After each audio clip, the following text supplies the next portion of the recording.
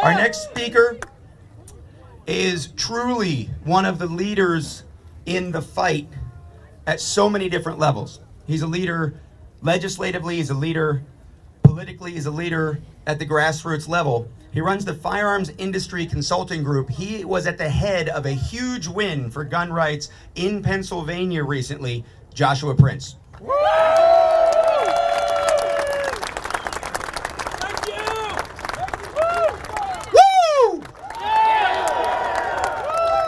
It is a distinct honor and privilege to be here before all of you patriots here today. Let's let the world hear us. Now, I only have a couple minutes. Rob asked me this morning even to cut it back a little bit more. But you know the old adage, once you give a lawyer a microphone, all bets are off.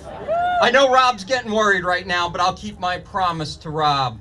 It's truly a sad day when we have to gather here to demand that our politicians honor our inalienable right to keep and bear arms.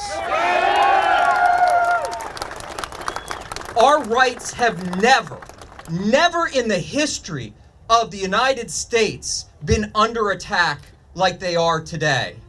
And it isn't just the Second Amendment, it's all of our inalienable constitutional rights that are under attack. Now, some of you may have heard about Pittsburgh. Pittsburgh passed 3 different ordinances.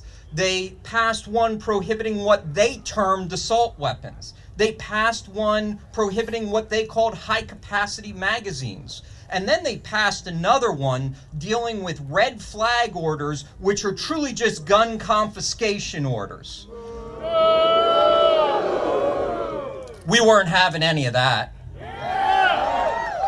We filed suit through Firearm Owners Against Crime, Firearms Policy Coalition. We were supported by Gun Owners of America. A number of organizations all came together and we sued Pittsburgh. We said, we will not have this.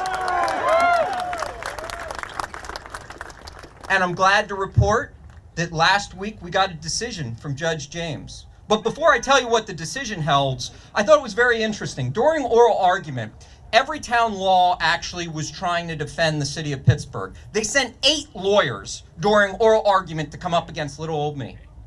8 different lawyers all trying to get heard by the court to fight me. And one of the main attorneys for Everytown Law said, well, Your Honor, we've never lost a red flag order rule. And I responded, you haven't litigated against me yet. Yeah, well, they lost. All 3 ordinances struck down.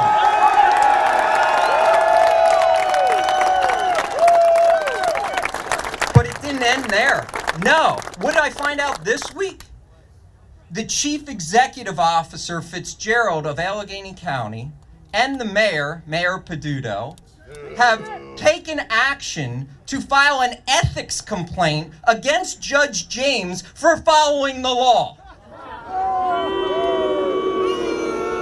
This is the mentality of the people that we're up against. But it's not just at the municipal level. Next week, I'll be in front of the Third Circuit Court of Appeals in relation to a young lady who a decade ago made a false statement on a tax return. As a result, the U.S. government contends that she is prohibited for the remainder of her life from ever being able to keep and bear arms. Now, I could be wrong. I know with the Common Core educational system that we have today, I may be wrong.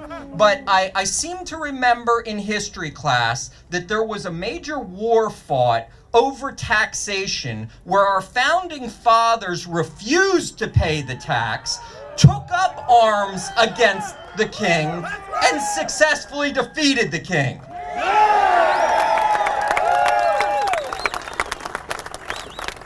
These are the battles we're waging on the front lines, but not everything is litigation. Our industry has come together to support ideas and philosophies to help protect the Second Amendment. We have a new organization, Hold My Guns. I believe Sarah Albrecht and Genevieve Jones are here in the audience, an organization designed to place people who are in crisis with avenues to take their firearms out of their home voluntarily, place them with a federal firearms licensee so that if they have that time of crisis, those weapons can be out of the household. That's our industry taking its own necessary steps to protect ourselves. We had Walk Talk America here earlier as well.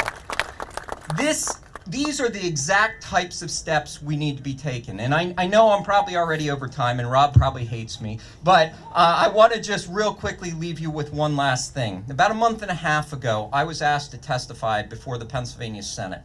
And one of the issues was the epidemic of violence that we're seeing across the United States. It's nothing new, but they want to pin it on gun owners as being our fault.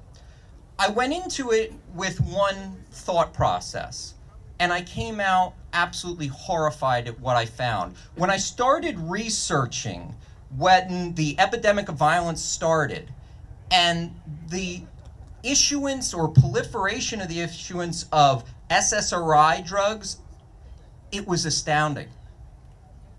These SSRI drugs that almost all kids are on anymore, the side effects are extreme aggression. When you start looking into the school shooters, you find out that they were all on different SSRI drugs or other psychotropic medications.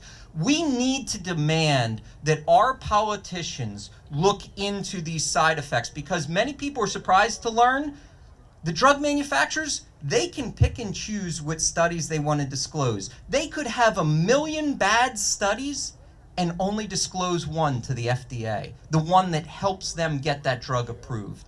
And I don't have time to go over all my research. I'm, like I said, already beyond my time, I'm sure. But what I want you to understand, you need to research this for yourself. You can contact me. I'll send you my testimony before the Pennsylvania Senate. But we need to demand that the pharmaceutical industry be held responsible for the side effects of these harmful drugs. And I'll leave you with this. Molon Labe!